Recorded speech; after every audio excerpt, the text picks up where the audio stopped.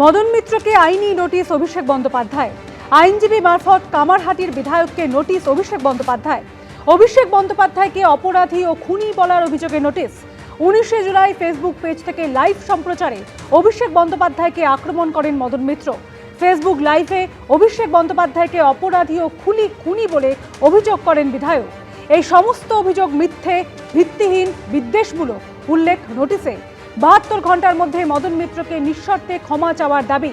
Notice পাঠিয়ে 10 কোটি টাকার ক্ষতিপূরণের দাবি অভিষেক বন্দ্যোপাধ্যায়।